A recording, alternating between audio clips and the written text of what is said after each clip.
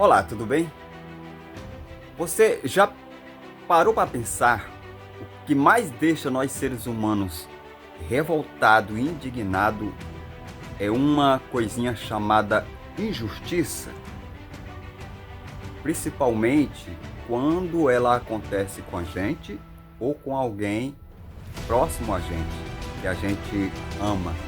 Não é verdade?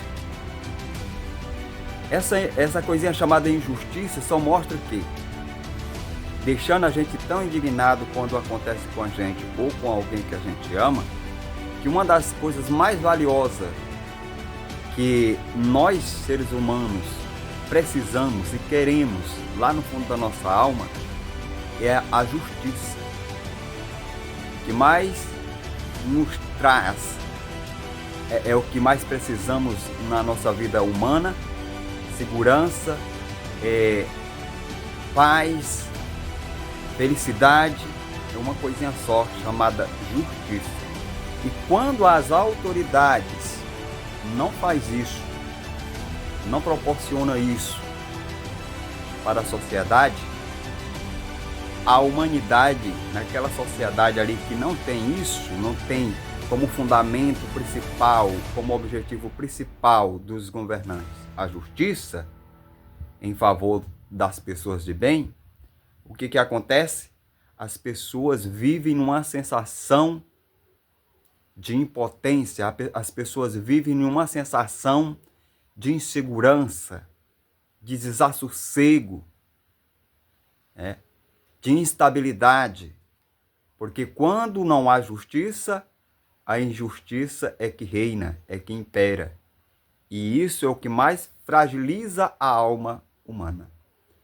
Mas muitas vezes, quando isso acontece, principalmente na nossa sociedade, a gente vê tanta injustiça, aquelas pessoas que creem, que acreditam, em uma administração superior, que é com referência ao Criador, na justiça que vem de cima, a justiça divina, aí a pessoa se apega a essa última, justiça, e olha para a injustiça do mundo e diz assim: mas a justiça de Deus não falha, a justiça divina não falha. E a justiça divina, ela diz: o que se planta é o que se vai colher, Muitas pessoas que não são religiosas, que criticam a palavra das Sagradas Escrituras, diz como é que Deus fez o homem com livre-arbítrio e não dá para ele, a chance, não dá para ele a liberdade de usar o livre-arbítrio, que tem leis mais leis para cercear essa liberdade. Bem, mas você já parou para pensar como é que é a justiça de Deus?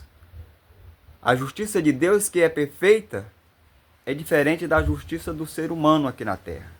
Muitas pessoas pensam até que quando Deus for julgar os seres humanos no dia do juízo final, vai botar ali os seres humanos diante de Deus, E Deus, como um carrasco, vai lá e mostrar, aponta na cara dos seres humanos ali diante dele: você foi isso, foi aquilo, tal, agora o seu destino é o inferno. Deus não vai julgar ninguém assim. A Bíblia fala que até mesmo cada pessoa não será julgado, mesmo que tenha a mesma, como é que se diz, tenha cometido os mesmos atos, as mesmas transgressões, não será julgado todo mundo do mesmo modo. Por quê? Porque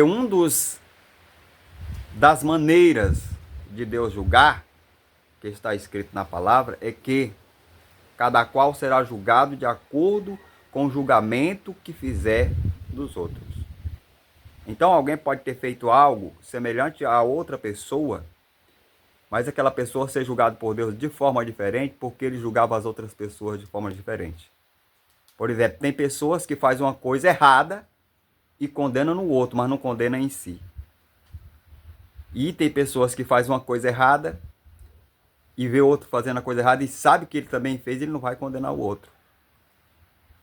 Então o julgamento será diferente. E Jesus diz: por tuas palavras será condenado ou justificado, pelas palavras da própria pessoa. Então, se você não sabia que o julgamento vai ser assim, é desse jeito que vai ser o julgamento no dia do juízo final. Na medida com que você mediu os outros, é que você será medido também. E eu vou trazer aqui, para fechar esse assunto, a respeito da justiça de Deus, que diz assim: a lei da justiça de Deus. Aqui um dos meus estudos.